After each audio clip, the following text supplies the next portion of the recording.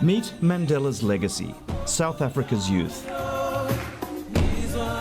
Born young enough to not know the extreme and legalised racism during apartheid, or see hundreds die in the struggle for equality and freedom. So as they head toward a national election, what does it mean to them to be a born free?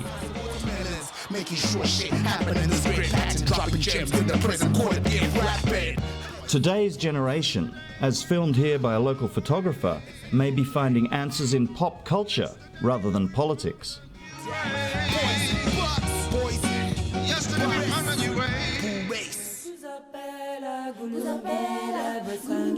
I am 20 years old this year. I'm turning 20 on the 12th of April, yes. So you were born just... Yeah, I was like 14 days before the first democratic elections. A true born free. Yeah, well.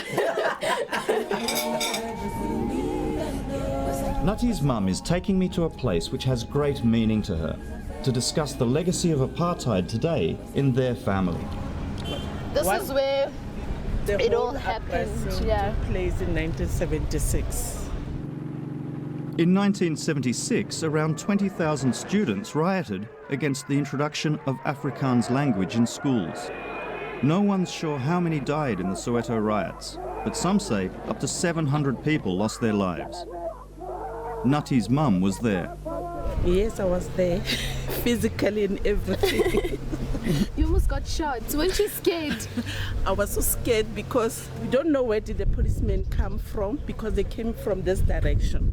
And then the police started shooting. Oh. When I get a job one day, I want to drive a Hummer. For Nutty and her mother, the past is still a big part of their lives today.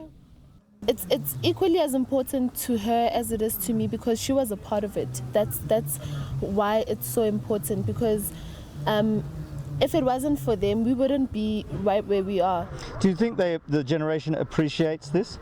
There are 50% who appreciate what we did, 50% who doesn't appreciate, of which the people who don't appreciate is that I take them as the people who don't care. So the election is coming up soon. Do you both know who you'll be voting for? I know who I'll be voting for. The devil we know. Yeah, the devil we know the better. The devil you know they're referring to is the ruling African National Congress, the party of Nelson Mandela. They've ruled for 20 years, and despite increasing criticism, no other party has been able to seriously challenge them. And the youth aren't waiting around for the government to deliver. Who are you guys? He's Sibu, I'm Letabo. But if you like, you can call us Smarties. Can't be seen in the same outfit 3 times. Twice is fine. 3 times, God, it's embarrassing. Spit on the ground and people who do that walk on. Young designers, the Smarties, say their name is just like the candy, colourful on the outside and black on the inside. How do you find anything in here? Their work has featured in style magazines and blogs around the world. They're not old enough to remember the struggle against apartheid. They say their struggle is against blandness and conformity.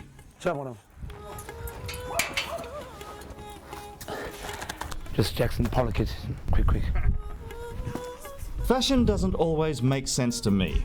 To explain how this creativity is linked to the legacy of apartheid and politics, they're taking me to a rooftop party. So what does it say about your generation, fashion?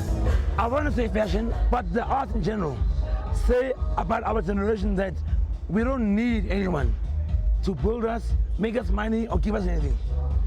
Do you understand how awesome it is that I'm weird? You are Australian.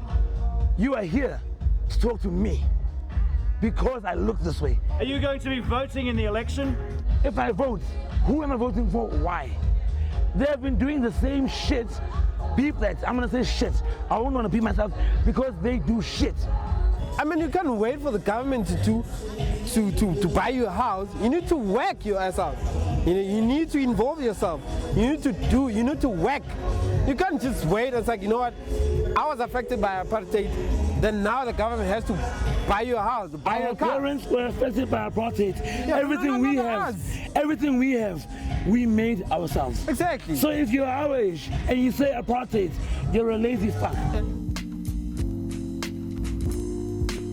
The legacy of apartheid is nothing tangible. It's something inside me, something inside everybody else who lived throughout the era of apartheid. In Meadowlands, Soweto, Mpo is collecting water from the outside yard. They don't have running water in the house, and he wants to make a cup of tea for his grandmother. My hopes from Mpo is to get what he wants in life. Mpo lost both his parents as a child. His father was murdered.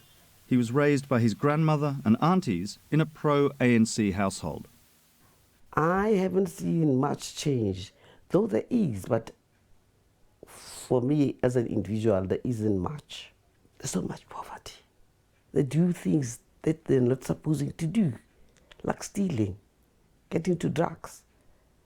And you see the poor souls, they're not doing this because they love it. There's oppression that goes within them. But optimism for the future is still alive in this house. She's not relying on the opportunities of me becoming something, She's relying on my ambition and the passion that I have, be a successful person beyond the opportunities of the born frees that they say are there. Mpo's been arrested 4 times for drugs. Now he's trying to follow his passion as a writer. He's been given the chance to be an intern at an initiative called Live magazine. So I'm just going to go through a rundown of how everyone's going through the articles. Well, the article is based on a genre called Kwaito. Everyone working in this room has the right to vote next week. But it's a right Mpo may not be exercising. The main reason behind me not wanting to vote is because I've seen my grandmother vote so many times for change and nothing has came. Because majority of the guys in my family are the cliche blacks in jail, dead, hijackers, other cliche. I'm like the last of the dying breed. What's the most important thing in your life? Right now, success actually. My family has been hungry for too long.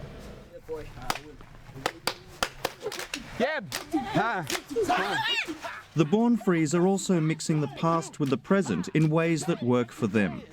In the 50s, Pantsula was a protest dance that emerged out of Johannesburg's townships, a form of resistance. Today, they can build a career from touring as a Pantsula dancer. And what do you feel when you're dancing this? What's the emotion? It feels I have courage to do this. I have lots of courage because I know it. It's in my blood. Yes. Many of the dancers told me they grew up with only one or no parents. Top Pantsula groups get paid, and some have gone on to become celebrities. If there was still apartheid, maybe I would have been working like maybe a cleaner or a garden, But now, as a Mandela, have fight the struggle. Now I can dance, I can travel the world, I can go to France, I can go to Europe. We have to pull up our socks so that we can live a good life. Yes. We have to work as a slave and live like a king. That's how it is. Some people I've spoken to say that nothing really has changed here. What do you think about that? That's not true. That's not true. Because it's changed a lot of things. A lot of things changed. We got schools, government schools, where we don't pay school fees. You just go to school. And you're free to go anywhere.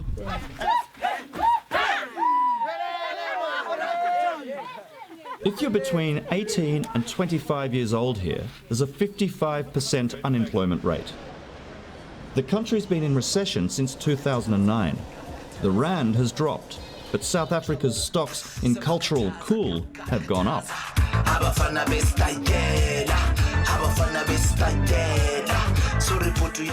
And for a young generation, this has become a small economic lifeline.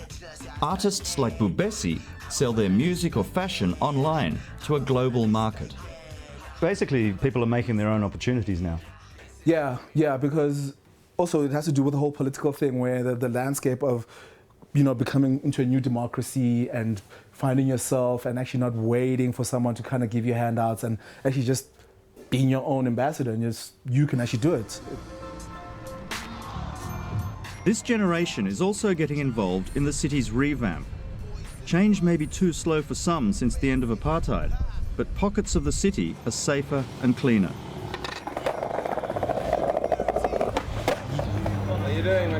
Becky is dubbed the tourism minister of Maboneng. At 21, he's already a respected entrepreneur, opening Joburg's first inner-city backpackers. It's based on mixing the old and the new, just creating a new progressive, architectural aesthetic within the entire neighborhood itself. What can you tell me about this area? Are you noticing a change? There is a big change actually, because I'm so used to Joburg being, no, Joburg is dangerous. You mustn't go to Joburg alone, especially as a girl. So yeah, it's changing, man. It's nice. There's Leroy. Leroy! Leroy is working on a project to improve the building across from Becky's backpackers. The people who live here are without proper access to electricity or water. I think the strategy also that we've used is very different to how other developers, where they come, eradicate the existing people and then occupy the space for their own use. What I was trying to do is this space is going to be part of the kitchen because we're going to do communal kitchen. You're the service providers that everybody accuses the government of not being. We no longer can wait for our country to be developed by them. We have to take our country by our own hands and start developing it ourselves and finding an innovative ways to make sure that it can happen. Do that shot. The downtown rebuild is being led by another young South African, Jonathan Liebman. His company, Perpetuity, has invested around 100 million Australian dollars into the area and entrepreneurs like Becky.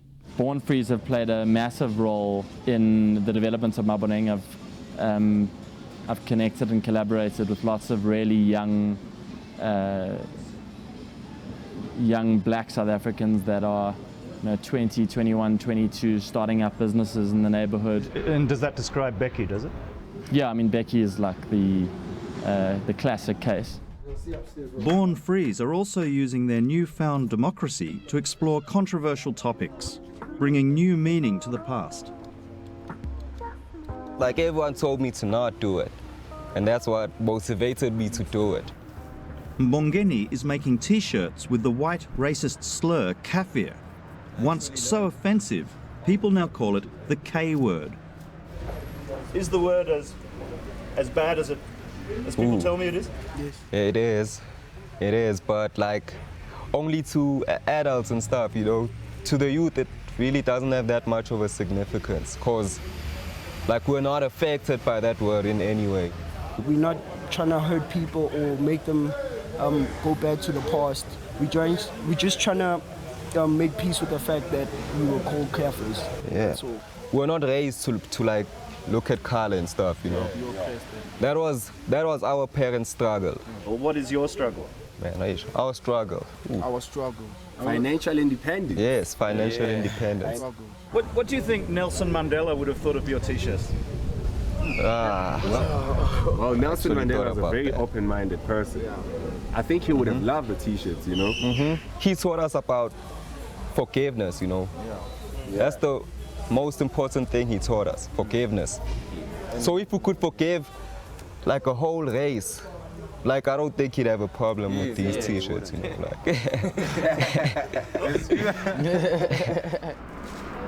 My studio's very simple, Mbongeni tie-dyes his T-shirts from home. He does everything on the balcony of his mum's flat. Although at first, she didn't allow him to wear the T-shirt in the house. Came out perfect. What does the word mean to you? At the time, it did belittle me. It didn't make me feel good about myself as a human being. I'm not very happy about it also, because I'm the child of apartheid. I don't think they know much what happened in the past. Did you try and convince him not to go down this path? I did. You failed? Well, he agreed that he will make a change. He said he will turn the eye down. I don't know, but it will still be that. That doesn't make a difference.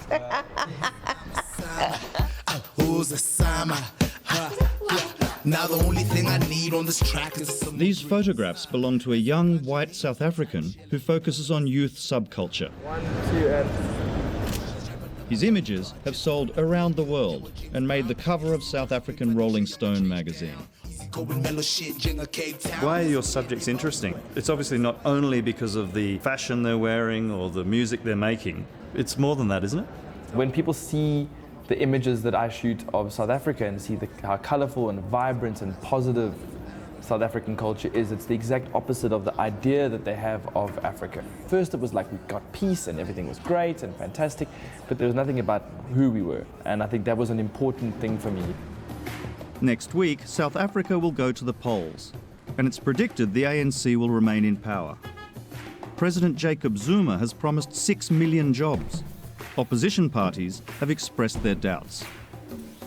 For Mpho, the election results will be of little consequence. He's just focused on staying on the straight and narrow. I don't understand the term free for me now as someone born in the 90s, you know. I'm not free, got my own struggles, but it's one of those battles that I believe I'll stay winning. I'll stay winning. Mpho has a chance in life that wasn't available to his parents. They fought for freedom, and now their children are determined to forge their own future.